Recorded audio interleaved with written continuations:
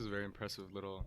Is this your first time being on a show, like a podcast? Yeah, I feel like I'm like interviewing for a job right No. now. Like, I always feel like, and might be. I get it, cause like, but when I first like came on, Mhm. when you were just like getting the shit together, Yeah. in the old HQ, and the camera's crooked and everything, and you couldn't Oh, it hear still Maddie is and some I. days. Yeah. I remember. Yeah, I was like Were a you, little like, bit fucking- nervous for that first podcast. Not really like it wasn't like a Jimmy Fallon show, but Yeah. still. Were you thinking back then? So I started this podcast. I bought these mics like 4 years ago. Well, not these ones. I bought like a pair of Amazon mics 4 years ago.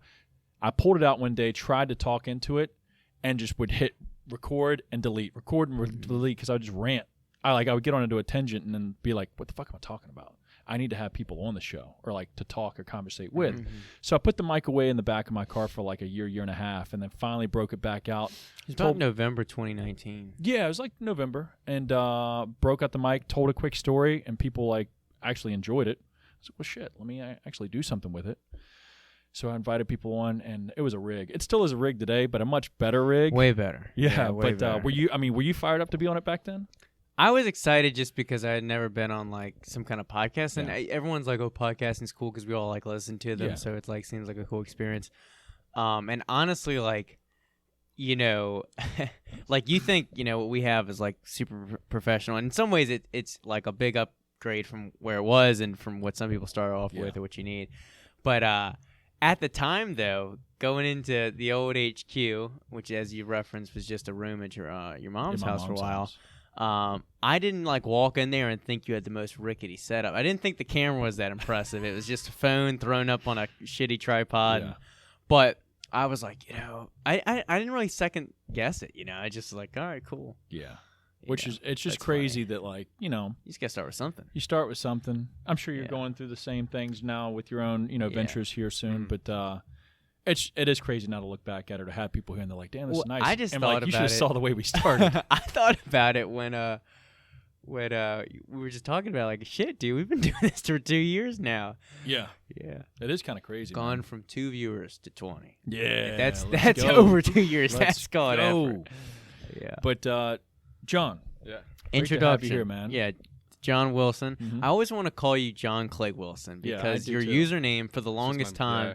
I know for the longest time I was like, either talking to Maddie or also be like, oh, like John Clay Wilson, almost like Daniel Day-Lewis. Like I Yeah. just couldn't separate the middle name from the name just because a lot of times people call themselves or not call themselves, but get called by their Instagram name. Yeah, Yeah, no, it's just my full name. Yeah, Yeah, just John Clay Wilson's my full name. Yeah, yeah. It sounds good together though. it does. It Thanks. flows. to my parents. In a way, it's 3 first names. Wilson's not a big first name, No. but we do have a Wilson at this gym. When I think of Wilson, I think of Forrest Gump, the Castaway. Castaway, he yeah. named the ball Wilson. Tom Well, Hanks. The ball Forrest is Gump's Wilson. a separate movie. Whatever. I knew what I you call him meant, though. Forrest Gump though. Wilson. Yeah. Yeah, that's a good one. But so you had a good weekend. I saw you pulled some weight. Yeah. Yeah, no PRs though, Yeah. but it was good time. Thank you for hosting it. It Yeah. was exciting. I've pulled 445 pounds on deadlift before, but I think my fail was 455 because it went 435 was my second so, attempt. yeah. Yeah. So start off I tripled 405 like last week, so I was like, oh, I got like 470 in me, but then Yeah.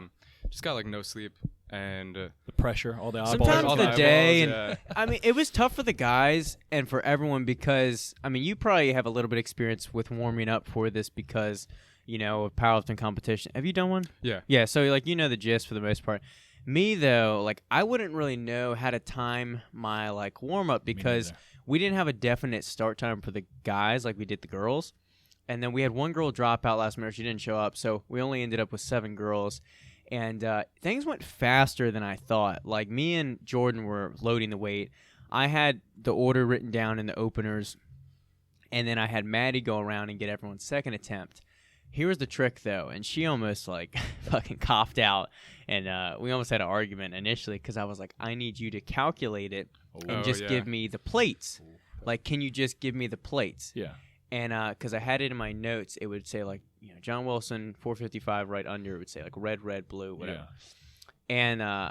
And she was like, I can't do that. Like, how am I I'm like, you're going to have to do it. Because I can't. I'm loading the plates. I'm keeping an eye on things. Yeah. Like, I can't do it. So I need you to put on the boots and do it.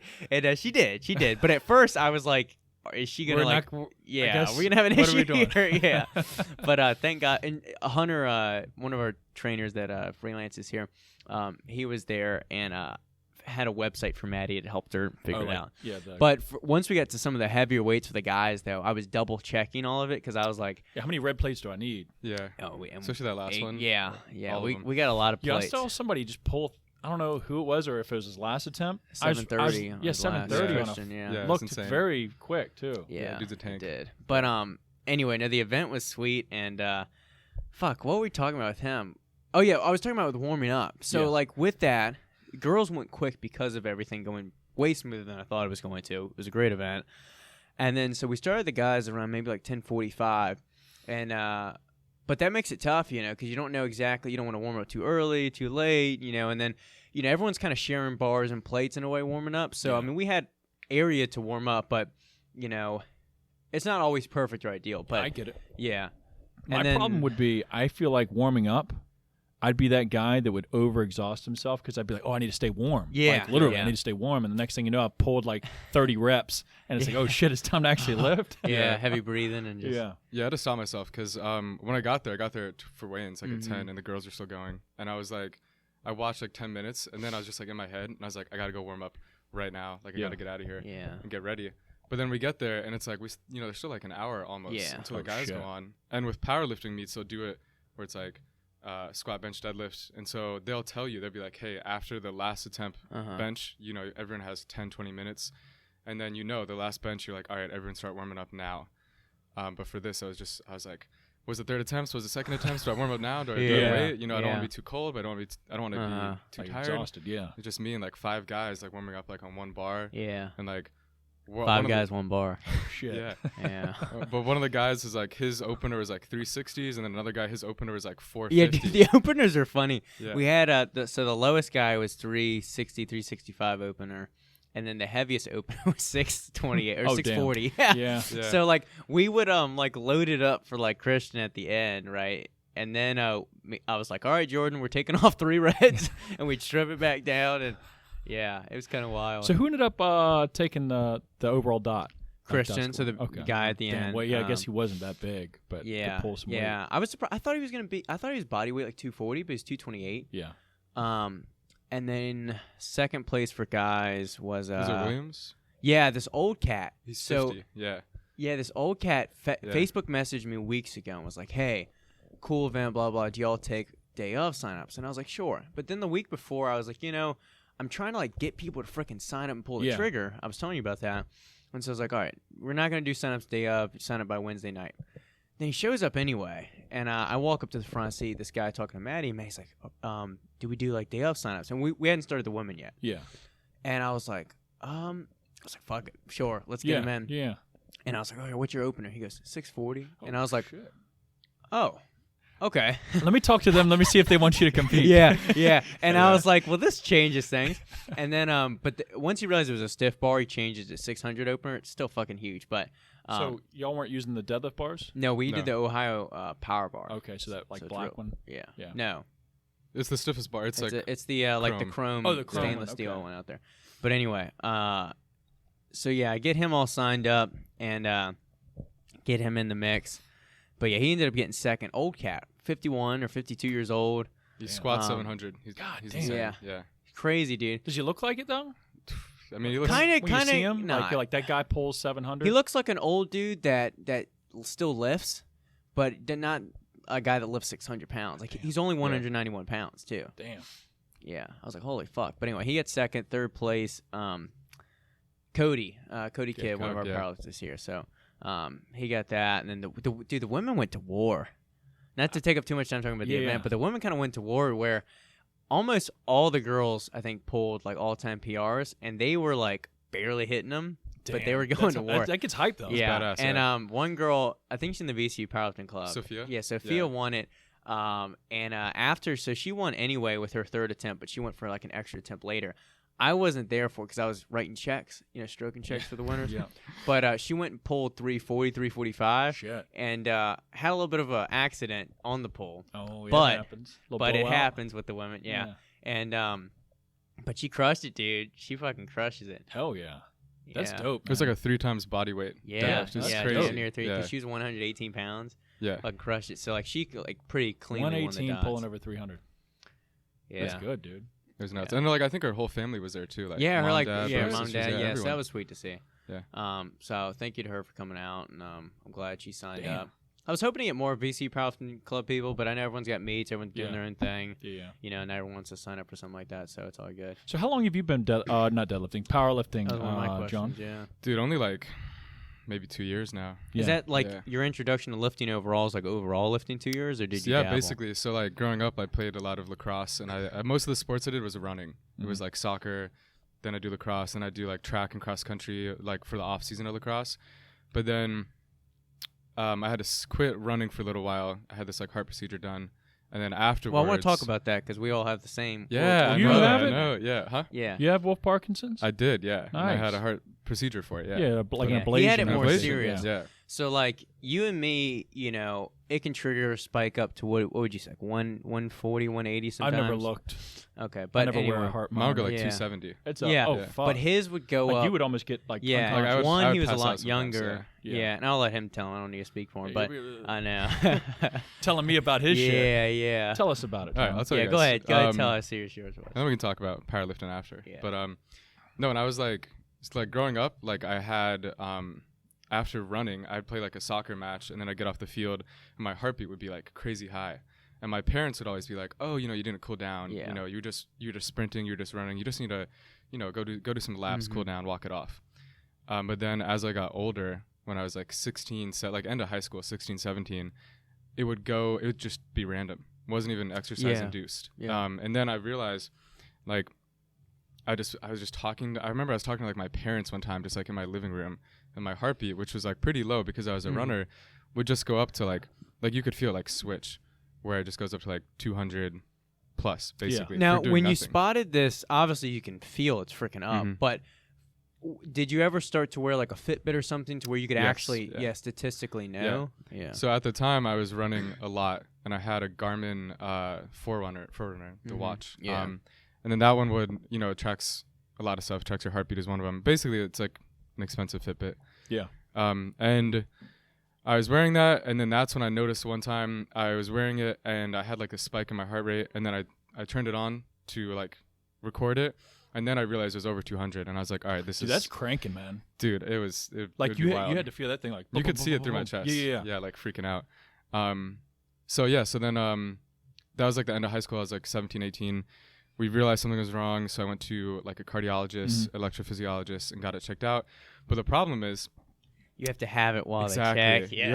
you have to be having the heart, you know, episode while they're looking for it. Otherwise, you seem normal. Yeah. yeah. So we did all these, you know, EKGs and tests and stuff like that, and they're like, "Oh, you're fine," and I was like, "My heartbeat is freaking out." Yeah. So what we did, they suspected it was SVT, which is supraventricular tachycardia, just like a fast heartbeat. So they had me wear this little like, it was almost like a Fitbit strapped to my chest. Yeah, me too. Yeah. And it was just like a little box that would like adhesive to my chest, and I wear that for like 2 weeks, I think. And whenever I had an episode of a fast, you know, a high heartbeat, I just press a little button and it would mark it in the recording. And then we sent it off to a lab, and they were like, "Yeah, something's not right here." And then we realized that I had like an extra electrical pathway, basically, in the heart.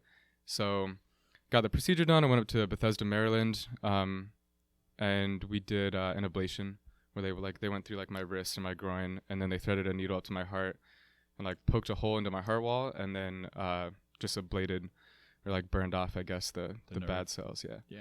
Were you nervous for that? Oh, dude, I thought I was gonna die. Well, so Yeah. another one of our old guests, Rachel Nicely, I posted the other day like about like still dealing with, you know, Wolf Parkinson's syndrome or whatever, and she was like, "Bro, go get that shit fixed," and I was like, and she told me she had the same procedure done, which I think it's funny that like probably more people have it than you realize. Mhm. Yeah, it seems pretty regular. I mean, kind of common. Yeah. You guys are the only people I've ever heard of. Like I tell this I to know. people, and they're like, it blows their mind. Yeah. But- Well, everyone thinks it's like, oh, you just have a high heart rate or tachycardia, and you're like, it's a little different. It's not really exercise induced. No, It's not something I'm doing. It's Mhm. not really caffeine related. mine happens more so when Awful. I'm not doing Yeah. anything. yeah, that's what I same. realized. Yeah. I just feel like talking like to Chilling. you guys. Yeah. Yeah. But Exactly. but the thing with getting it done was I was like, mine wasn't nearly as severe as you described yours. Mhm. And then even she was telling me, or she said, like hers used to knock her out for the day because she'd just be like lightheaded and whatever, and dizzy. I don't have any of those symptoms. I know, like you talked to, you don't really have them too much either. Yeah. My Um, episodes don't last long. No. I mean, I only had like 1 or 2 where I was like, fuck, let me go to the ER. Yeah. But other than that, 30 seconds, 10 seconds, they're Yeah. in and out. Mine would be like, sometimes it'd be like a minute or two, and sometimes it'd be like half an hour. And then Yeah. when it's longer than like 10 minutes, like your heartbeat is beating so fast you can't get oxygen No. or blood anywhere, and then you just feel lightheaded and you feel like you're about to pass out. And then I was like, oh shit, like gotta go get this checked out, like Yeah. for real. Yeah. Yeah. It's interesting because if I'm not exercising, it's like a minute or two at the most. Sometimes I can fix it with one like deep breath. I'm Yeah. good. But when I'm exercising, then it triggers. Like I've had it obviously during like the marathon or whatever. But other times when I'm just like rolling back with dumbbells, and to do a press, and I'll feel it, and I'm like, oh fuck, and then it just sustains during the whole workout. And I still think it's interesting that like, because I've had it for like over like half an hour. Obviously for the marathon, I had it for like kind of like 2 hours. But I guess because my heart rate doesn't get as high, like for example, if I'm lifting, even with that triggered, Yeah. let's say I'm like normally like 100 beats per minute, I'll go to like 150, but it's not still high enough to, I guess, get me to the point where I'm not getting oxygen. But it's one of those scary things. But, I've just been trying to spot where I can decrease the likeliness of the episodes happening or whatever. Mhm. One of my clients, she mentioned like SVT and, different like, was it Vegas valgus Yeah, maneuvers that vagal- you can vagal do, maneuver. vagal, whatever, that you can do to try and like calm it down. But that's one of those things that's like, it's like frustrating to have, but then you're like, I don't want to. A, I'm nervous to get a heart surgery, and 2, it's expensive. Like, Mhm. especially now you get off your parents' insurance and this and that. And you're like, oh shit. Yeah. Because I had an opportunity. I found out mine. I grew up with it similar to you. I just thought it was like normal or like something that just happens. Or, Mhm. I'd have these little, mine were always short. They were 10, 15 seconds long and they'd just go away. So like, oh, fuck, it's just normal. I guess everybody feels this. I never brought it up to anybody. And then I got in a wreck in 2010. And when I was in the hospital for the months that I was there, they noticed on the EKG that I was Mhm. just strapped up to all the time. Like, hey, you see a abnormal rhythm that you have going on. Go get it checked out once you get out of the hospital.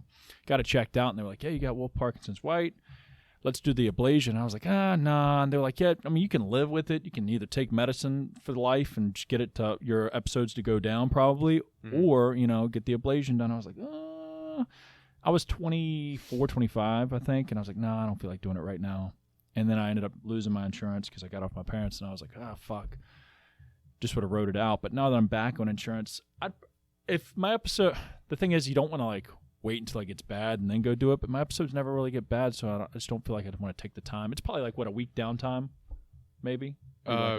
For after the surgery, Yeah, it's like you're like 2 days where you're just sort of like laying there and you're just Yeah. can't really do anything. But then it's like a month where you can't lift more than 10 pounds. okay. Because they thread a needle through an The artery. artery, Yeah. yeah. And so the worry is you have to be on baby aspirin. They're worried that if you lift something heavy, the pressure Blow will it out. Yeah, blow it out or collapse the veins. Yeah, So the downtown's like it's like a month, but then after that, you're good as new. I haven't had any episodes since then. that feels crazy, right? Dude, there's a time. So this is like the only surgery that I've had where I was like other than like wisdom teeth. Yeah. But the only surgery that I had where, and my cardiologist, he's like, hey, there's like a 99.999 success rate. Like if it doesn't work, we'll just do it again. Yeah. Because that's really just what it is. He's like, don't worry, I've never had any problems. But then you're laying on the hospital like bed before they cart you out and like get anesthesia, and I was like, I'm not waking up from this. Like, fuck. yeah, dude, What it's crazy. that's what they said. What kind of me? They were like, "Hey, our success rate is very good, Yeah. and usually it knocks it out first try." They were like, "There is a chance, we have to state it that there is this finite Mm-hmm. like chance that you just don't make it." Yeah. Like for some reason, I guess they maybe burned something or fuck Well, something they mess up. with your heart. It's like, And what they yeah. do is, and I don't know if they mentioned this to you, at least mine mentioned it to me. They were like, we put you into an episode to find that nerve. Yeah. So like they stimulate your heart some particular way, shock it, whatever, to like get it to start freaking out to we can pinpoint where the nerve is. Yeah. and They burn it. did that to me at the end. So basically, I was like, they wheel you out, right, and then I'm knocked out, and I have like I have little dots on my wrist here, but they thread these needles through, burn it off, and then at the end, they shocked me to like with almost like a defibrillator. Yeah. And I remember my cardiologist came in at the end when I woke up, and he's like, "Hey, buddy," he's like, "You might feel a little weird." He's like, "It was great, it was a success, but at the end, I shocked you to make sure it worked, and your heart went up to 300, but then it went back down, so it's fine. Yeah, yeah, Everything worked." Damn. And then I dude. like threw up after I was awake. Yeah, sometimes I don't know if it's just the anesthesia or maybe some of the other drugs they give you. I definitely get like a little fucked up after a surgery. I usually try and let them know so they can give you something to like combat nausea, but usually I'm a little tore up for like the first few hours after that. Yeah, I think you're coming out of anesthesia. Yeah. It's like your body's like waking up for What the the first time again. fuck? Yeah. It's like being super, I guess, wasted maybe. I Yeah. don't know. How many surgeries have you had? Quite a few, man, and mainly stemming from a wreck. But I've got my wisdom teeth taken out. I got my tonsils taken out when I was much younger. Wisdom teeth were a breeze. Tonsils were a little rough because you're just trying to eat shit afterwards. It's very like raw feeling back there. But I had really bad tonsillitis for like a year. Just they kept on getting inflamed, and feeling like, hey, let's go ahead and remove them. And then I got into my wreck in 2010. Yeah. And that was just a multitude of surgeries, broken legs, broken ankle. My intestines were a little messed up, so they had to do that. Cut me open and fix that. I But, saw I saw on Instagram, you posted a picture, I think, of the scar. Yeah. Like when it was healing. Or it was like you immediately after, like once you got it, before they had really like, patched you back up. Yeah. It's crazy. Yeah, dude. Yeah. So with my abdomen, so I had like my bowels perforated or like pretty much ruptured intestines. Mhm. I guess whether I hit the embankment so hard during the wreck that like I just bared down so hard with the seatbelt going around my waist that it probably just shit ripped a little bit, literally. So when that happens, I got super infected. Obviously, all bowel movement, waste crap, literal crap was inside of my stomach, So they had to immediately like emergency cut me open, clean it out, try and reattach bowel or intestine back together, and so they left me open. There's a book that I can show you once we're done. They left me like wide open, my stomach just That's crazy. wide open for like I think it was 4, 5, 6 days, What? and to let the vents like these suction and vents suck like pus and shit out of my stomach. Yeah, it was wild, and I was awake. with my stomach just looking down Just open. wide open. Yeah, You could see it. yeah, it was like saran wrapped. Yeah, like Wow. they just like almost like you put something in a fridge, like a piece of meat, and it's like saran wrap it to keep it fresh. That's what That's they so did to my gross. guts. Yeah, it was Wow. weird, man. And very fortunate to make it through that. Looking back on it, but so that was in 2010. Mhm. Got my legs fixed, stomach fixed, and then in 2013 I decided to go back and get more of like a cosmetic surgery done with my stomach, and it's as good as it's probably ever going to get. But during the initial wreck, I had lost a little bit of muscle in my stomach from infection and whatnot, so they had cut some abdominal muscles out. Like your ab wall, right? Yeah. And so they wanted to put in this more like permanent, tougher mesh that like goes. Oh, and you have folds. You have like a metal mesh inside. Yeah. Right? Mhm. Yeah. That's crazy. The first one I think they gave me either was a cadaver or something like that. I'm not sure, but it didn't hold that long. It held for about 2 years until it started like bow out and almost had, not hernia, but like had some like stretching of it, and it looked weird. I had really like lumpy stomach looking, like I had my intestines just poking out. And the second time in 2013, they put a little bit tougher of a mesh supposedly and tightened things up a little bit. And over the past few years of me lifting heavy and Use gaining weight, Gorilla Tape. I've blown it back out a little bit more. So I have some like a little bit of a hernia. I feel like umbilical that's to the right, but it's held up for the most part. So eventually I'll probably have to get another surgery again. That's crazy. Yeah. Wow. But Were we talking about surgery? No, yeah. Oh, is that what went on? I guess while I was going real quick. yeah. Something Well, he like just that. asked if I had any other surgeries gotcha. besides, Yeah. or I just want to make Many. sure I didn't miss anything. no, man. So, to kind of like circle on back, been powerlifting 2 years. Mhm. How's that been? How's that changed, I guess, like your lifting? Because I guess you said you've always come from sports and very like endurance-based athletics. What was like your first experience into lifting? What got you into powerlifting rather than bodybuilding? And maybe like who were your kind of like influences? Like who'd you start following that got you into it? Or Yeah. So There's a lot of questions. Yeah, it was a lot of questions. But honestly, I started because before the heart procedure, I was like peak, probably the fastest I'll ever be in my life. Right, I was running like 70 miles a week. We do like 14 miles on the weekends. My mile time was like under 4.5 minutes, and after that, I started getting back into it, but it really wasn't like didn't feel the same. So started picking up lifting, and then instead of going into bodybuilding, I was like, I just want to be as strong as I fucking can. Like, because I was already very fast. I was like, I just want to be a tank now at this I feel point. like that's a rare thing to not get into it for aesthetics. I just didn't. Yeah. Well, I'd go to the gym, and I don't know. I used to go to the gym with one of my friends, and he didn't do any sports. So to me, he was sort of like unathletic, and he had a great physique. But Just I was through like, strength or whatever. yeah, I was like, what's the point of this if you're not doing anything with it? So Makes sense. started getting into powerlifting, and there's a lot of guys I had inspiration for, like Pete Rubish and like Larry Wheels, and a lot of powerlifters that are getting more big on Instagram.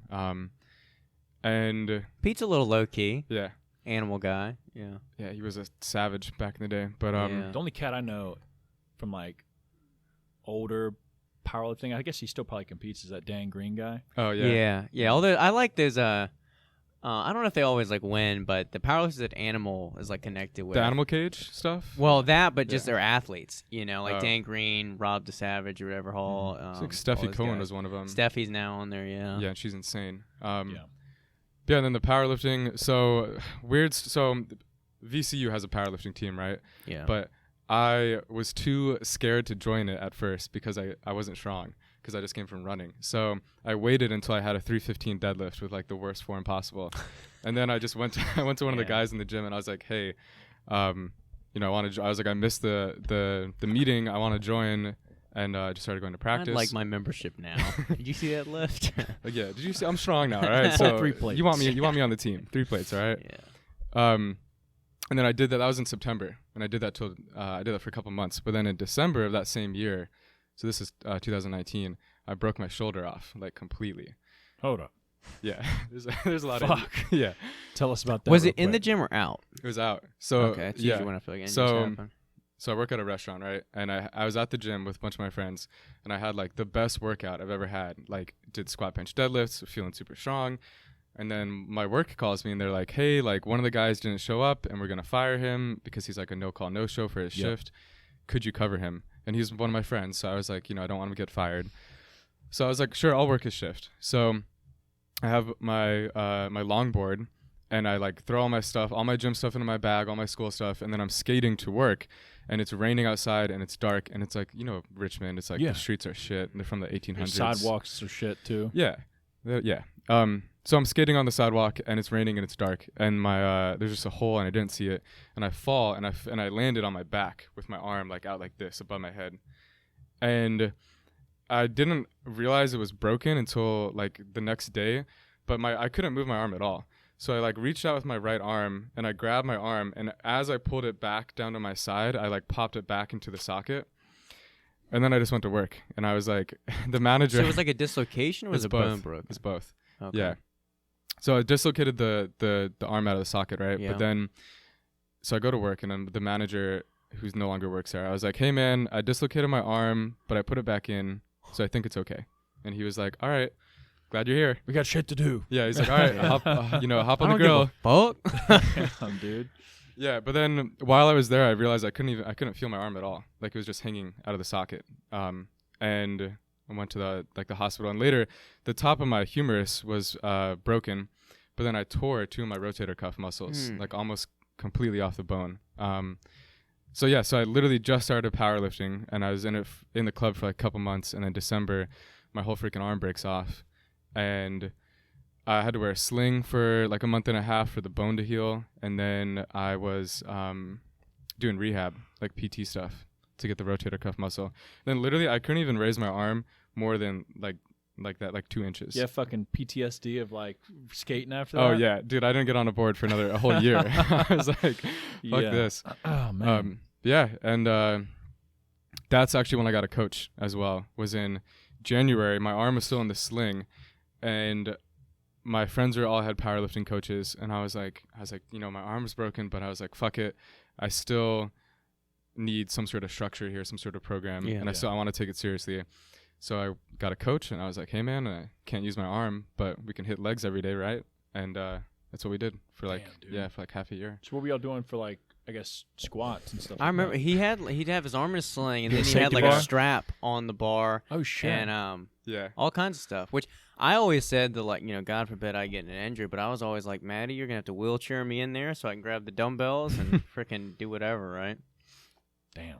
Yeah, no, that's what I did for real. Like I mean, my arm was in a sling for a long time, so I would just have my arm in a sling, and then my other arm would be up on the bar, and then once I got my arm out, like 2 inches to the side, I would put on like a deadlift strap, and I'd hold that, Gotcha. like almost like it's a makeshift like safety squat bar, and then I just do that and a lot of leg press every day. Hell yeah, dude. Yeah. It's dope. Then finally got the shoulder back, but even then it's like it's like half a year of recovery with like rotator cuff stuff. It's I like can only forever. imagine. Yeah. Shoulders are a fucking weird joint. It's like all muscle. There's not like, it's not like a knee. I know the joints are different. I don't know the names of them, but like a knee or an elbow. It's a weird. Well, because like, it's a ball and open- joint. Yeah, it's like a very open and gives you a lot of range, but it's also a lot of risk. Yeah, a lot of risk structurally. Yeah. Yeah, I tore the it's like the infraspinatus and the supraspinatus, Yeah. but All right, speak It's- English to me. No. Speak English, Doc. I'm not I a ain't a scientist. scientist.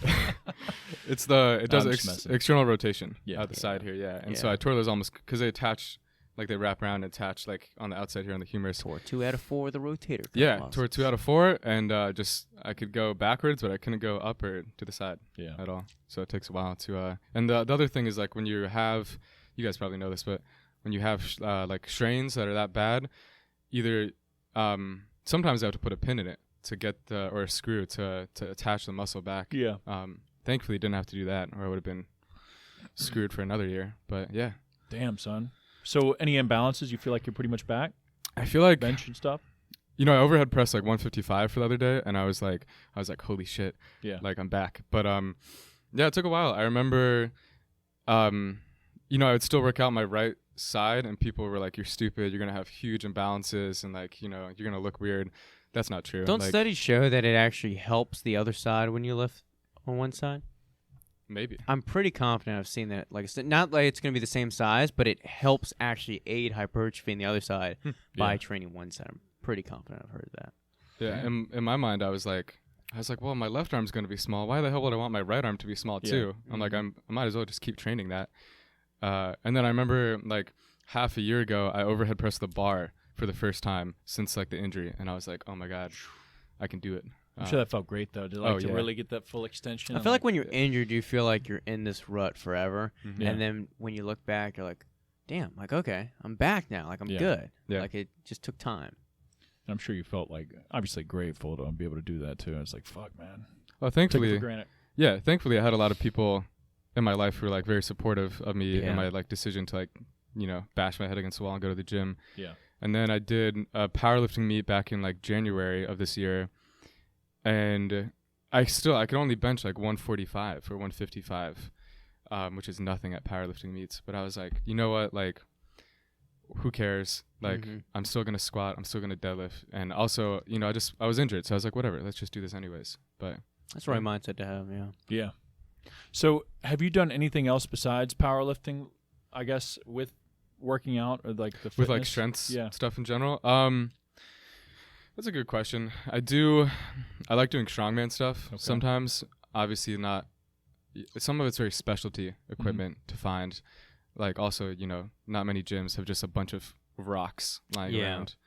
But yeah, strongman stuff, powerlifting. I've been trying to be more just Not active. a big arms guy. Nah, Not a big arms guy. trying to lift some heavy weights on my Yeah. back. Shit. No, I've been doing a lot of. I wanted to get more into like Olympic lifting or Yeah. the weightlifting now because they're banned from the Olympics. Are they really? Yeah, last week. So there's I a lot. didn't see that. Yeah, so and they can't say Olympic weightlifting anymore. It's just weightlifting. Yeah. Why did the Olympic Committee do that? Well, there's a ton of corruption in the what is it? There's just a ton of corruption in the IWF, which is the weightlifting federation, and like just a ton of money and bribery. But also, so many of the athletes are always getting caught for PEDs at the Olympic stage, and there's always It's gonna happen. yeah. And there's always steroids at the The Olympics. top of the like- top, you're always. I gonna feel deal like with let people them eat, dude. doing what they're gonna Let do. them eat. It should definitely be open. It'd be like, hey, it's a high I chance. feel like the only way to level a playing field in sports is like to just allow it, because otherwise some are sneaking through and some aren't. And I feel like when you're just singling out certain substances for their advantage, it's like so many other advantages that aren't purely substance based, or that are access to a certain coach, facility, nutrition, a chef, personal chef that another player or athlete may not have. All these different things provide advantages. Of And, course. Or even like just like therapies of some sort, whether it's like they do those injectable growth like, hormone for vitamins. recovery Yeah. for football athletes. And I feel like we want to see maximum, in sports case, entertainment or maximum potential with Best of the athletes. So best. if they want to, let them go for it. If they don't, don't. Yeah, I think we should have like, it'd be really fun to see a federation where they're just like, I don't want to say encourages drug use, Or just but- have one that tests and Yeah. one that doesn't. Yeah. Like Yeah. powerlifting. And if you I think, if does. you still wanted to compete against people that most likely are, then that's a thing it's that your- it's you your knowing, choice, yeah. knowing that you're going to. and then we get to see these freaks out here. Yeah. Write it out to the gills. So they can't use the word Olympic anymore. Well, I'm not sure about that. I might have Yeah. missed I didn't it, really but- like the term anyway, because I feel like Olympic weightlifting, it's like Olympic, tennis or something. It's like just tennis. Just- the sport is weightlifting. It is. Yeah. But yeah, so no, they're banned, and I want to say boxing was the other one that they banned. I heard about that. Yeah. Why boxing. boxing? Boxing and weightlifting, and it's like a temporary. I think if the weightlifting gets their shit together, then the IOC, the Olympic Committee, they will maybe for like 2028 or something. They'll I'm be not like, a oh, you big guys fan can of the come back." Olympics anyway. Yeah, I mean, I'd rather watch like World's Strongest Man or something of that I'd matter rather watch than the specific Olympics. sports. Exactly. Championship. Mhm. Yeah. Because most of the times, I mean, it's because they test for drugs. As most of the times, you don't see these Olympics And they don't athletes get paid. Yeah. and these other federations is Mhm. because obviously the drug use. But who gets more views? I mean, the Olympics get views, but like, who's making money? Yeah. Who's making money? Yeah, which I'm sure like people, there's I guess scenarios where you get sponsorship deals and whatnot. Michael Yeah. Phelps or fucking whoever, where they're getting sponsored and Yeah. millions and millions. But at the end of the day, I'd rather watch the other shit all day. Transition into money talk. Yeah. John, we'll take credit because you mentioned it. John listens to our podcast Mhm. and was like, "Fuck it, man, I can do this shit." So you're working on starting your own Yeah. supplement company, Yep. right? Mhm. So tell us about that. Tell us about kind of like what sparked the idea, or what I guess. And it doesn't have to be like us. I'm just joking around. But like, what kind of made you really like take that first step and actually taking action towards a goal rather than just saying, "Oh, I want to do that." Because a lot of people say, "Oh, I want to start a gym. I want to start a supplement company. I want to have this job. I want to do that. Be a YouTuber." But it's like they never take that A lot first more step. talk. Yeah, a lot of talk. Well, it's two things. So one, it is actually you guys. I was listening to the podcast for like a long time, and a lot of your episodes, even though they have different guests or different subjects, it's still like a similar kind of message of like getting after it, Yeah, putting it, there's you an know, underlying moving forward, getting it ideology. done. Yeah, and there are a couple of them about like just starting a business. I think one of the episodes is about with like you and Jim Flo and you at the Iron Belt, and I think Griffin was on it. Mm-hmm. And then I was just listening to it and I was getting hyped up and I was like, damn, I could do this shit. And then I was in Pittsburgh for work for a week and I was just like listening to the podcast, just like, after work, I'd just be in my hotel, just doing nothing. And I was just randomly just on the internet and I was like, I wonder how much 50 pounds of like caffeine costs, just like straight caffeine powder. Or I wonder how much like 100 pounds of just like, straight certain amino acids or just whey protein. Yeah. And I realized that the prices are like if you buy 50 pounds of just like caffeine powder per serving, it's going to be like 2 cents or something. it's very like cheap. it's crazy when you buy it in bulk. And I was FaceTiming with my girlfriend at the time, and I was like, yo, I can do this. I was like, I could just buy all this stuff in bulk. So what I did was I just started researching these like bulk supplement companies, and I was going to do the sort of DIY way, just buy a bunch of The old school gym the flow. old school, Yeah. Ziploc baggie, pass it out in Yeah. the locker room.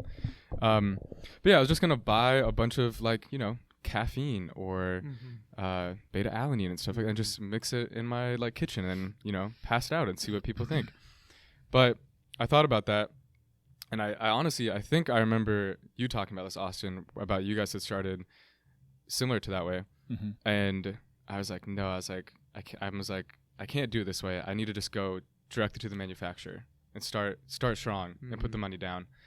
And so that's what I did. I looked up a bunch of manufacturers like on the East Coast, and I reached out to a bunch of them, and I got quotes, and settled with one of them in Georgia. And I was just like, hey, I've got this formula. Mm-hmm. Give me a quote. And what's the minimum like unit? And their minimum unit was low. Yeah. And ended up going with like 288 units. Been getting fucked over by the FDA recently. We can talk about that in a bit. Yeah. But yeah, and I was just like, the other thing too is I looked at my bank account, and I have a bunch of money in savings and some money in stocks. And I was like, can I afford to lose this money? And I was like, it would suck if I lost all this money for sure. But also looking at the product I'm trying to create with pre-workout, I was like, it's shelf stable. It's going to last a while. It's really just powder. It's not like I'm selling produce here. So I was like, I can do this. I was like, if I can't sell, spend money to make money. Exactly. Right? And I was like, if I can't sell 300 units of something in a year, then I'm in the wrong business, or maybe I shouldn't be trying to do this. I was about to say, That's the right mindset, especially if any product for that matter, as long as you can sell it, it's not going to be like stocks where it's up and down, or like you might lose money this week or next month. That as long as like shit just doesn't completely collapse economy wise, like as long as you can sell it, the money's going to return. Sometimes you have to, and we talked about it on the podcast, but here's a perfect example. You have to bet on yourself and put that pressure on yourself. Like, hey, I'm buying 288 units. I'm either going to be down a few $1,000s, or I'm going to make the money back. Yeah. And if I can't make it back, I shouldn't be doing this at all. So course. there's like the lesson. Or, I'm going to make it work. Yeah. And so then you figure it out. So it's a sink or swim kind of thing. You need that. Taking that leap for sure. You know, because a lot of people, they'll look for the safest route, in which you have to be strategic a little bit. Like you don't want to just like go blindly and just dump your life savings away, not knowing anything. So there's definitely a balance to it, or maybe there isn't, but it's just all about perceived risk. I guess, I mean, and there's ways to get some funding up front. You could buy some stuff, do pre-orders, do GoFundMe's and Kickstarters, depending on your product or business. But it's still at some point, whether you're opening up a gym or whatever it is, we didn't open with a guaranteed list of, they're already members. Like, you start at zero. You start at zero sales. You start, whatever. So, you just have to back yourself into a corner and kind of fight your way out and figure it out. Yeah. And to your point about the podcast, is I'm glad we, whether we get 10 viewers or 100 viewers, that hopefully the people that listen, take away a few things. One of them being that we're just a bunch of dudes. We're doing it ourselves. We're just doing it ourselves. And in some ways, I'm not going to discredit like what we do. Like, we put ourselves in this position. We have certain skill sets or creativity or whatever it is. But at the same time, we're just a bunch of guys. We're not, Albert Einsteins. We're not Elon Musk's over here. And it really is as simple as, if we can do it, you can do it too. It's just going to require some risk taking, some discipline, and some fortitude to stick things out and take action. Tons of grit. Yeah, a lot of shit sandwiches to eat. So obviously got a little inspiration. You realized you could do it yourself. What was the next move after that? Yeah, so you might already mention that. You reached out, got a quote. So after listening to the podcast and doing my research, I was just like they could do it. Why not me? So I reached out to this manufacturer and, figured out a quote. And I already had my own formula that I thought about. Yeah. Because what happened was I buy a ton of pre-workout from other companies, and my caffeine tolerance was like really high. And then I started taking DMHA with my pre-workout. It's another level, isn't it? Dude, you can run through a freaking wall with that stuff. Yeah. But... yeah, so I started taking that, and then I was like, the workouts are so intense, but then afterwards, I'm just like, crash. I just lay on my couch. Did you ever have a? Go ahead. Let me ask you this. Yes. Might be a question that you might not answer, might not. Did it affect your pee-pee at all? Oh yeah. I don't know. You don't know? Okay, maybe it doesn't. We always joke about it because for some reason it's not a permanent thing. In a good way or a bad way? Bad way. Oh, not the best. Look, your body temperature might be one thing, but your balls think it's 20 degrees inside. Yeah, and even sometimes the pee-pee, it's like you're a little shrinkage. So what's going on down there? Yeah, honestly, I don't. Hasn't taken it for a ride after that. It just stays big. That's all I had to say. It still reaches the knees. Yeah, I mean, it just hangs. Still perform well. I don't know, but yeah. yeah. So I was just taking a lot of it, and I was taking a lot of stimulants, and then I was like, I need to chill with this because, I'm just dying I'm afterwards. surprised you just did that crashed. after having the heart thing. Yeah. But it's interesting because I saw you post, which I kind of want to talk about the ring too, if we have time too. But you still have a pretty low resting heart rate, which makes sense because you've had years of endurance based throughout, growing up, and then, hearing your numbers for running, I know that you were in like really good shape and everything like that, so it makes sense. But and it also aids. It makes sense that you had a high caffeine tolerance because of all that, probably. Yeah. So, but it is interesting that that you went through that. But it's good that you noticed that you should probably cut it back. Yeah. Well, I can mean, only I go was like, oh, my heart's fixed. Who cares? But probably not good for your body, especially because I was crashing so hard after it. So yeah. So I knew I wanted to create a pre-workout, but I also knew that I didn't want something that was crazy high stimulant, knock you out. So I was just started looking into more nootropics, and then I just started reading about stuff like lion's mane mushroom and acetylcholine, and all of these things that help you stay more focused, give you more energy without being stimulants. And yeah, that's just what I did. I went to my guy, I gave him a list, he gave me a quote. Then we just figured out the label. And the pre-workout was supposed to be in production last month, but I've gotten screwed over by the FDA a little bit. Yeah, so what's up with that? Dude, all right. So basically, my manufacturer sent me a bunch of information to put on the label, like things I legally need to, the nutrition Warnings, facts, the stuff warnings, like that. FDA disclaimer, stuff like that. And I make the label. I'm pretty good at using like Illustrator and Photoshop and stuff like that. So I make the label, I send it over. He's like, all right, we're going to do an FDA compliance check to make sure it's good for the market, and then we'll go into production. And then weeks pass by. I'm like, hey, how's the check going?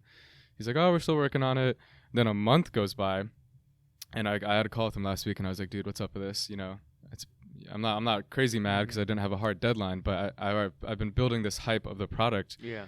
I got to get out to people. Money's been sitting. Yeah, sure. I'm down like $8,000, like down the drain. I'm like, when am I going to see a return on this? It's been months now in the process, and but there are a lot of little things that the FDA wanted where my product said like made in the USA, and they want like manufactured in the USA and sourced from ingredients outside or internationally or whatever, right? And then like an allergen warning, even though there's nothing that could make someone allergic. And then the FDA, I had the FDA logo because it's made in a like a registered FDA facility, and the FDA doesn't like that anymore. They were like, because they don't want their logo used for like marketing. Well, they could see it being like, oh, this FDA approved this, Yeah.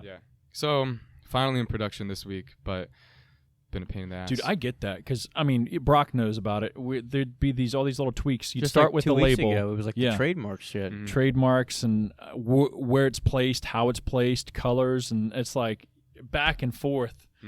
Oh, fix this, and you send it back. Oh, we'll fix this actually. And it's like, oh, damn. I mean, we've gotten to a point at least where we have, once you make one label, then you pretty much have a bare bones template to follow for products moving forward. But there's still little tweaks that you end up having to make down the road, or just being more compliant, making sure everything's to the T. So I had to look at like I have a wall of pre-workout at my home, and I had to look. I looked at like 10 different pre-workouts. All or Nothing was one of them actually. Yeah. And that's how I sort of designed mine from scratch, because I was like, oh, like this is where I should put the supplement facts, and this is where I do like the little disclaimers and stuff like that. But it's a lot of like trial by fire, where you're going back and forth with the connection with the manufacturer, and then at the same time it's like gotta get the trademarks, gotta get the website. Yeah. And the business days parts. Eat a dick, Yeah. Time flies Yeah. by, and you're like, God, now I send an email Friday, I gotta wait till Monday or Tuesday to get a response. Yeah, and then I don't want to text or call my guy on the weekend, but like I need answers. Because next thing you know, you'll be like, well, fuck that guy, I'm gonna just put him on the back burner Yeah. or not take care of you. Even though it's a business, you don't know how people are running on the backside, or so I try and make sure that I make a note or make some noise, but I don't make too much noise. You want to respect them and their time, but also you want to be a priority because you're putting in money and your time. And sometimes it sucks, and it's something I'm sure even I still to this day, and I'm not a big company by any means, but when you're competing with brands that are getting 10,000 unit order done or runs, or 20,000, 30,000 unit runs, and you're on putting the in a guy. 500,000 unit run, it's not. I'm sure They say there isn't, but I'm sure there's precedence to people that are spending probably $100,000 per order compared to somebody that's spending $8-10 grand per order. My guy sort of told me that because there are all these other companies, and I'll tell you guys about the manufacturer later. Like, I'm not going to drop their name, but they manufacture for Black Magic, if you know that company, and for Chemix. So a lot of big names. And my guy showed up, he was like, hey, like, there are a lot of other people in the production queue before you. And even though, you know, we promise you this amount of time for it to turn around, like, because of the label thing, we have to prioritize these people in the queue ahead of you. And, you know, it sucks being the little guy. And also, the other thing I know is, like, these guys putting in, like, you know, these 10, 20,000 orders, their price per unit is, like, half of mine. Oh, 100%. Yeah, because, like, I'm like, the profit margins, like, they're good, but I'm like, damn, it's going to cost me, like, this much money, and then I have to mark it up to even get any sort of profit. And then these other guys, I see the quotes, because when I got the quote, it was like, this is what it would be if you got 500 units, if you got 10,000 units, and so on. And I was like, damn, if I had 100K to spend, I'd just buy 100,000 units. I get it. But yeah. And it gets to a balancing point because, I mean, we could go all in on, like, all or nothing per se, the pre-workout, and do a couple thousand units, or we're trying to spread it out evenly because we know it'd take a while to move. Let's say if we ordered 4,000 or 3,000 units, it'd take a lot longer. We talked about it last week. And we wouldn't have funding to maybe bring on Overcome or keep other products in stock. You know? So it's a weird balancing thing that just takes time. You got to, like, scale your business as your business grows. Yeah. So, like, I mean, you could you could start your business with, 10 products, different flavors, blah, blah, blah. But, you know, no one knows who your brand is. So unless you have a bunch of athletes or marketing dollars to throw at and advertise, which as a startup you probably don't, you probably put your money into that. Yeah, you're just gonna lose out. It's like too much all at once. So I mean, it's good to start with a few products or just one product or one flavor, and then kind of branch off until you can, develop more. Yeah, that was one of my worries because I was like, there's all these other products I want to create down the line with, like, electrolytes or BCAAs or EAAs, and never protein because there's so much freaking money for protein powder. I mean, maybe later when I'm filthy rich, but and so I didn't want to. I have to catch myself because I look at what's out there in the market and I'm like, oh, I should, I'm dropping this thing. I should also drop T-shirts at the same time and shaker bottles and stickers and all these other and merch and, have a huge product line that's very diverse. Yeah. But it's like there's no customer base, and I got to build that first. For sure. Get those connections. For sure. And I would get lost when we first started being like, oh, we need shirts or we need hats, or we need, anything and everything. But at the end of the day, we're a supplement company. We got to have product first. Yeah. If the product's not there, it doesn't matter if we got T-shirts, if we got this. I mean, obviously, you'll probably sell a few, but yeah, the fluff is nice. Yeah, the fluff is nice. It's fluff for sure. Yeah. You got to be about your product. Yeah. But that's cool. So, do you have a kind of a date timeline yet, or still up in the air? Should be 4 to 6 weeks is when I should get in production. Nice, man. It's called Berserker Brew. Nice. Yeah, I was gonna say, like, name and all. Yeah, that stuff. the company is called Level Up Alchemy, which is kind of a mouthful. But the whole idea is that, like, alchemy, because I want all the things that I create to be like little potions that you're drinking, and that's why it's like Berserker Brew is the product, and just be like about leveling up and being a better you. I like that. Yeah, that's the plan. But I saw your labels; they look pretty cool. Thank you. Yeah, 4 to 6 weeks. Took me a freaking week just to paint. There's like a little potion on the front. Took me a week to do that. But yeah, the first order is 288 units. And I've been talking to some people at Nutrition Corners and just local, like, brick and mortar stores in the area to try to get it on the shelves. Nice. So sour watermelon, right? Yes, sour water. It's like it's supposed to be like Sour Patch Kids, like their watermelon. Yeah. It was that, and I had like a pink lemonade flavor that I thought would be good, but popular vote was the watermelon, so going with that. Hell yeah. No, I think that'll work, man, especially something sour because that's so different. We actually are going to be dropping a sour flavor with one of our new products, hopefully by February, hopefully. Of 2023. Yeah. Well, I'm sure as you continue getting into this, you'll realize that, by the time from conception of the idea to, like, actually getting the products effing approved and labels going, it's like, damn, we started this 6-8 months ago and we're still not even done or in manufacturing yet. Yeah, I mean, Sherbert was it's Sherbert. I don't know why. I feel like some people always call it Dreamsicle, but that's technically what the flavor was. But point is, we flavor tested Sherbert back Tuesday, and then freaking this people knocking got me Yeah. fucked up. February, and then didn't get it until July. Yeah, it was a hot minute. So it was like, damn, I almost forgot what it tasted like. Yeah. Oh, that's where I'm at. I Yeah. you know, I give out all the samples to everyone, and everyone's like, yeah, the flavor's great, and then my manufacturer's like, oh, it's gonna take another month for the label to be approved. Yeah. And I'm like, everything's already done though. And then as I'm waiting here, and you know, just banking money from my real job right now, I'm like, damn, there's other things I could buy right now, like a label printer and boxes and like all these things I don't need yet. But I'm like, I need to start buying those now, but I don't even have a product. Yeah, and there are some things that you probably do want to go ahead and at least learn how to set it up and have things going, so you aren't taking another week or a couple days to figure it out and start getting orders out. You know. Yeah, I want to be good to go. Yeah, good to go. Yeah, for sure. I definitely, we can talk more after the show of figuring out how, maybe I can have some at least connections that we use with label printing or designers or whatever to see how we can help you out. And, maybe because I know you said you spent a lot of time, unless you want to continue doing, which I think is definitely admirable, but I'm not that good at Illustrator, like I mentioned earlier, to be able to do my own labels. But, Yeah, that's so. The one thing I've realized is that with like running this business that I'm starting is there are some things I need to outsource for sure, because like my capabilities, like I'm good at photo. I suck. I'm not gonna say I suck, but Illustrator is a lot harder for me to use than Photoshop, just because it's vector versus raster. Just the way the program is, it's a lot harder. So I realized when I was doing the label, I was like, oh, I have all these Photoshop skills. The label will be easy. But I get to Illustrator and it's a different world. It's a different man. world. Yeah, Dude, it's a different game. But speaking of like delegating or like contracting out stuff, that definitely, the more I've been into this, you want to do it all yourself. And I still do. I still have that like thing inside of me that's like, oh, if I want it, I'm going to just do it myself because I know the way I want it. But when it comes to designing or just knowing, hey, even if I took the time to do it myself, it still couldn't be its best, Finding somebody that's really an expert in that particular niche thing and just paying the money sometimes, I found it's just a lot of stress off me. It is, you have to figure out where that money's going to come from, but it's also your time as well. It is time, 100%. That's pretty valuable. I have a friend of mine's designing my website, and I was like, oh, it's going to be powered by Shopify, which I think you guys use as well. And I was like, oh, like I could just buy a theme, really cheap, and then figure out how to get it to look like what I want.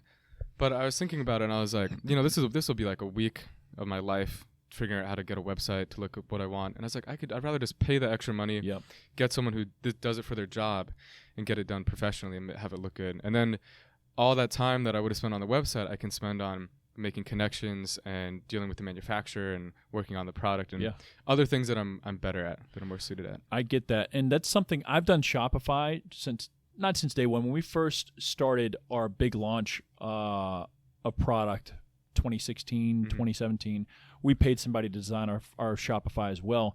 And it was definitely well worth the money. It was a lot more looking back than I'd want to pay if I did it again. But we didn't know what we were doing. We didn't know anybody, so we just paid a guy that we kind of all knew. And it was pretty. Great looking pictures, great layout. But now moving forward, I've been doing a lot of it myself since then because I've just back up against the wall. You're like, well, I don't have the really money to pay somebody. I'm just going to learn it myself. But as I've realized that me and Brock have talked over the past few months, since we're e-commerce, especially, now you starting your own brand, your website's your store. It's like that's your place. That's where you're connecting with your customer. It needs to be its best. You want a clean, you want a well-presented storefront. Yeah, your product could be great. It's not going to sell unless people know about it. The marketing's good. The website looks good. The website's pretty easy no one's to gonna use, care, stuff like that. Yeah. There's a lot of friction, or if it just looks cheap, your brand's going to look cheap, at the end of the day. So there's a lot of things to take into it, and getting an outside perspective of being like, all right, well, I'm not the owner. I want to think like a customer. What does it look like? What is it going to feel like? I think about that too, because I've been designing, like I have stickers now, and I've been designing like little card, like a template, a blank card basically that I can write little notes on for the customers and be like, hey, like thanks for supporting the brand, especially if I know them. I think that'd be nice. And I try to think from like the customer perspective, where I'm like, if I get a product, what makes you feel special? What makes you feel like I'm part of the family? What makes you feel like I'm part of the group? And it's stuff like that. It's the little touches. It's like people throwing in like free stickers that cost the company probably nothing, but when I look at it, I'm like, oh, they took time out of their day to do this. Yeah. This little extra touch there. So Yeah, I'm realizing as I get into this more, there's just not a lot, but there's quite a few things that I'm like, I should outsource this and focus on where I can be most like valuable. Oh, for sure. Yeah. For sure. And I love that you're already thinking about, I call them love letters, where I try and write something Love of, letters, I like of that. some sorts. Because, technically, you get it. You're spending, or people are spending their hard-earned money with you when they could go spend it somewhere else. They're deciding to spend their money that they worked for with you for your product or service. And that is more of a connection than I could ever think of as far as like a true like love or support for our brand. So I'm going to write them a love letter. Yeah. And I read a book recently. It's a great book. I'll show it to you. You should definitely pick it up. And not that you're going to be like learning ground or mountain moving techniques, or not techniques, ways of thinking when it comes to customer service, but how important it is to over deliver. Like you're saying with these little love notes or stickers, even though it's not much, it's just enough to, surprise somebody, give them a wow in their day. And it's called Customer Service is, hold on. Customer Service. It's a Zappos book, right? No, this one's a different one. Oh, a different book. That one's Delivering Happiness, which That's is also right. a great. It's more so about culture, company culture. But this one's Customer Service is worthless. Customer loyalty is priceless. Because you want to create loyal customers. People are going to come back to you for a lifetime value of like, hey, that's all I fuck with is Gym Flow, or that's all I fuck with is Level Up, As a small business, the best thing you can sell, along with obviously providing the best product you can, is experience and personal connection. Because, something since the inception of this gym that I always stood on was like, Gold Gym can outspend us any day. They can buy the same arsenal stuff or whatever. But what we can provide is a personal connection with the people that come here, and a sense of community that they can't compete with because they have so many people come, go, doesn't know anybody's name, all that stuff. And most, not calling out any particular golds or anything like that, but most corporate businesses like that have part-time employees up at the front that are the direct face or the direct connection between the business and the customer, and those people don't really care. They deserve to earn a paycheck. Front run a desk shift, people, yeah. most of them don't. They're just like, hey, get the fuck out of here. What do you want? And that doesn't create a like, man, I feel love. I feel like this place is my jam. It's just like, oh shit, well, I'm just go work out, and if I break shit, whatever, I don't really care about. The culture just gets diluted, or community gets diluted when you have a missing connection like that. Yeah, connection is really important. Yeah. Whatever your business is. Yeah. Yeah, 100%. But yeah, I'll definitely show you those books when we're done. Cool. They've been great for me. I'm still learning myself, and you'll learn. Like it's kind of crazy. I've been doing this since 2014, Gym Flow, like late 2014, and I still feel like I ain't shit. I don't know a damn thing. But then, because every day you're getting, either a curveball or a dick kick or shit sandwich, whatever. Or And it's like, damn, knuckleball. knuckleball. Got you going. Oh. Yeah. Yeah. So it's going to be a fun thing. And it's good that you're already, I don't know, thinking about stuff on the back end like that.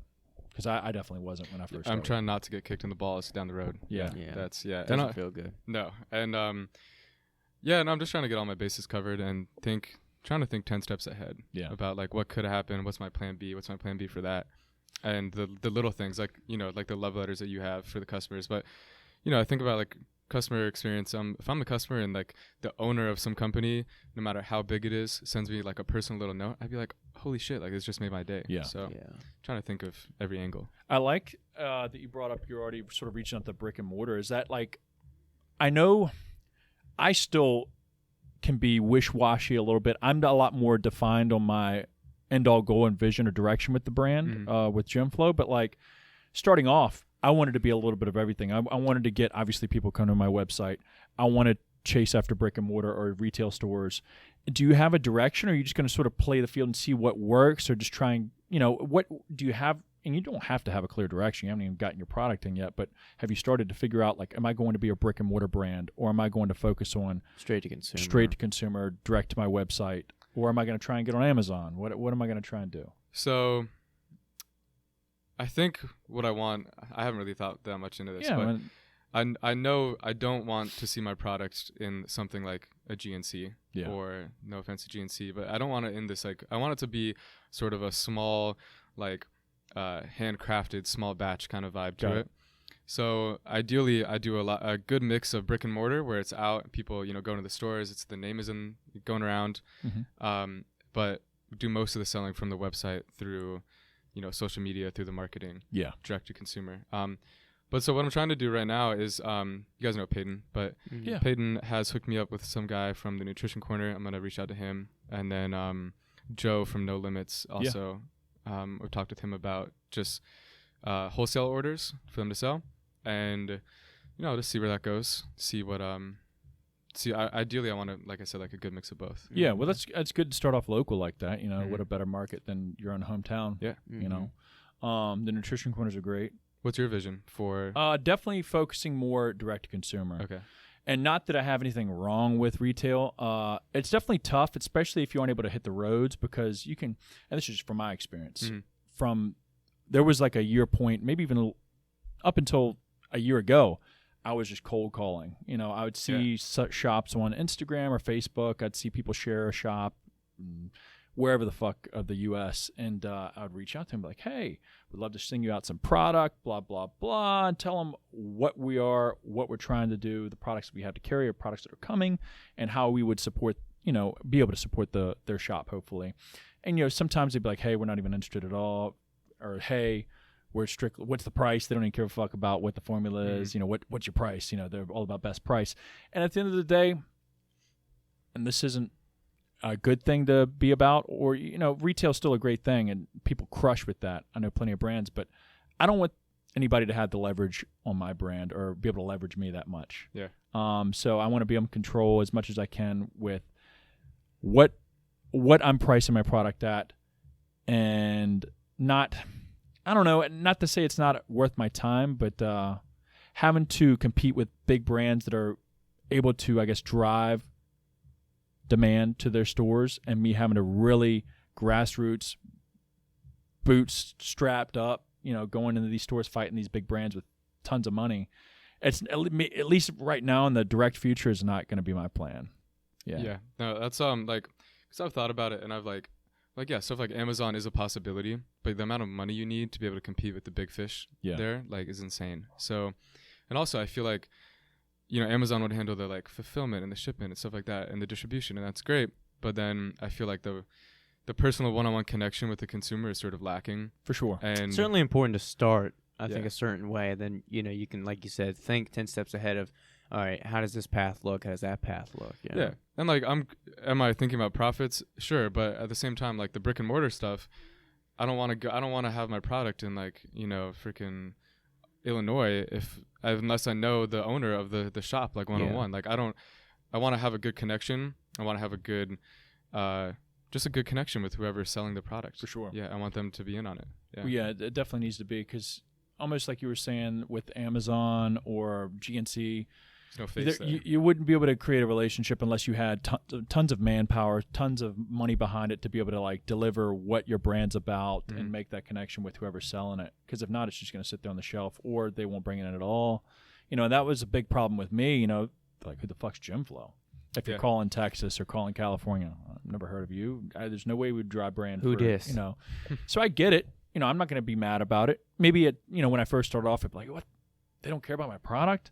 At the end of the day, it has to make money. That has to have demand for it. I get that. So right now, it's just solely focus, at least for Jim Flow's sake, solely focus on driving traffic to our website and being able to engage with people through either private groups, newsletters, VIP text groups, stuff like that, to be able to leverage myself and leverage me having their data like that and be able to make connections. Yeah. I love your guys' skits that you do. Thank you, man. Yeah. We haven't done them in a while, dude. We got to get back on that. Yeah, we haven't. And, that's part of, I guess, having your own small we brand. have ideas. We definitely have them, but it's having fun with it, Yeah. If it's definitely a whole lot better when you have fun. Well, it can be whatever you want. Yeah. You're in charge. And it doesn't have to be serious. Here's a good talking point, because we always bitch about it. I feel like maybe people think we're anal about it, but how do you, is it fully self-funded, or did you get loans, or what route did you go with it? And then how do you plan on, what's your plan for once profits come in, as far as because that's something that people forget is, unless your business is just crushing it, you started in a bigger spot, you're not taking a paycheck for months or years even, especially if you want it to grow exponentially, Great question. Yeah. So thankfully, I have another job that I work at full time right now that is salaried, and that's like consistent paychecks, right? However, the plan is, start selling the pre-workout, and then once I start seeing some of the money, I'm not going to be paying myself for a while because we got the other job going. So the plan is to come out with either probably another product or submit. Ideally, I would get investments, and I would do 2 orders. One would be the same pre-workout and maybe a different flavor, or just another order of it, depending on how it sells. And the second will be something new, like a fat burner, electrolyte, EAA, whatever. And that way I can have sustainability because I'll be continuing to like diversify the product line. For sure. So you're saying you got to work a real job to save money for your dream? For right now. Sounds like a crazy idea. You Yeah. can't just wish it, or Gotta love Man. capitalism. yeah. But yeah, speaking about like investment though, I've been thinking about that a lot because 90% of the money is my own that I've just saved, and I was just sitting looking at my bank account. And I was like, could I lose this? Yeah, probably. Let's put it towards something instead of just keeping it in savings. Yeah. Obviously, people make good money off of stocks, but you have to have money to make money with that, Exactly. like a good amount. And obviously, even with that, you still can't just like pull out whenever you want. You have to pull out, when it's either high When it's or good. when Yeah, it's good, which is it's, rare. It's like, oh yeah, that's what I'm saying. It's like, oh, bills are due. Let me pull some out. It's like, no, you'll Doesn't end up work, yeah. losing. So, Yeah. it's good to invest into something maybe more long term. Not even long term, because stocks can be too, and that's usually the long game is when you're playing that. But these are more, I guess, not low risk, but I'm trying to think of a word more like foundational. Like it won't just slide out from under you. Nothing. Like I said, unless the economy just crashed. This I'm banking on that not happening. like a product, so- a physical product Yeah. won't just slide out from under you or lose value. Yeah, and I'm like, hey, the shelf life is like a really long time because Yeah. it's powder. So it's like as long as I don't throw it in water, it's gonna, can I not? If I can't sell 300 units of something in a year, then what the hell am I doing? Yeah. Like I'm in the wrong business, or it's the wrong time, or it's the wrong product. I'm doing something wrong if I can't do that in a year. Yeah. So most of it's my own money, and then a little bit of it's my parents actually Good. who offer to help. Yeah. And then the plan after is, depending on how stuff sells, now that I've in the future here will have established those connections with the brick and mortar, with the people in the supplement business, then I would go to these potential investors and friends and I'd be like, hey guys, like these are the profit margins. This is how the product did. I'm trying to make a new product, or I'm trying to make something bigger and better. Yeah. Like, do you want to be a part of this? And approach them then. There's money out there because, not that I've taken money recently, but the way Gym Flow started off was with a big loan from a family friend, and that was like 2016. We started with $25,000, and probably close to $15,000-$16,000 went into product right out the gate. We diversified hard, and looking back, there's things that I know now that I wish I would have did differently, but we wouldn't. Eventually, you got to learn. You got to learn the hard way. Yeah. So either learn when it was a $16,000 mishap or misplacement, or learn when that's going to be a $200,000 mishap. I'd rather learn in a small stage than a big stage. But I definitely think money definitely helps scale, makes things turn a lot quicker, makes things grow a lot quicker. But I think it's done both ways. You could definitely do it with the money out of yourself, but investment is definitely a good thing. But you can hang yourself sometimes too. So you never want to. For my sake, looking back, Talking about the woes of I try and look back and say, hey, that easy money that I got was easy to spend. Very easy to spend. But when you have your own money now, it's like, oh, yeah, I don't think I'm going to spend any money, or I'm not spending any money, but I'm going to be a lot smarter or think a lot more. It means more to before. you. Yeah, because we were just throwing money left and right at bullshit back then, and losing a lot of money too. So it was a lot of just easy to. If it comes in easy, it's going to go easy. Yeah, I was telling him how most of it's my own money, but some of it is my parents' money, and that like ideally I'll make these connections with brick and mortar and whatever, and then once I have those connections with like friends and potential investors, then maybe we'll be like, hey, trying to make a new product, trying to make something bigger or better, then reach out to them. Yeah, it's tricky, and then again, like some brands might or different individuals or entities that you connect with. Some of them might want, percentage, or they want certain commission off a product. And, as things grow, you have to weigh those options. But it definitely, obviously, like I think you mentioned while I was interrupted for like the 5th time on this podcast, all good things at the gym. Business is thriving. But But there's pro cons to each of these interactions, relationships, and sometimes they can speed up the business, right? Or What did you take money for Iron Boat? no, actually, no. It was all funded primarily through me, but Maddie certainly contributed some as well. All saved up money, as you kind of did, and I basically worked 2 jobs. One ended up making more than the other, but I still to this day do a ton of freelance video editing, so that's basically like my job profession. And then personal train at VCU throughout the week when I was a student there. So spent basically like a year and a half saving up for this, and part of that was for me. It's still taking a risk. You're still spending a huge chunk of money on equipment, and you're betting on yourself that it's going to work out. However, there's also a little bit of security when you know things are paid off, and so we didn't have any loans, so there wasn't huge stress to be like, you got to have the money coming in quickly. At the same time, you sign a lease. Ours was for 5 years, and essentially you owe X amount each month for 5 years. So in a way, you did sign a loan for like $100,000 or whatever in total. So the business has to thrive and at least meet its quota, or else you are taking a hit. So there's always risk, but that's a way of, and you funding it, basically essentially completely by yourself is a way that you do have a little bit of security to where, you don't want to shit the money away, but at least you don't have people coming for your car or these other things, and you do still have a sustainable job right now to back it up. Yeah, it's kind of interesting because part of it is like you have to put your back against the wall to, double down and give it your all. But the other part is like, I'm playing with my own money. Mm-hmm. And could I afford to lose it? Maybe, but that's not something you want to think about, Mm-hmm. So there always is risk, but, got to spend money to make money. Yeah. It's the only way. Yeah. I feel like, that's just what separates people who talk about doing something and doing it, is just taking the risk. And sometimes it doesn't work out. Mm-hmm. Sometimes you try again, and sometimes you don't.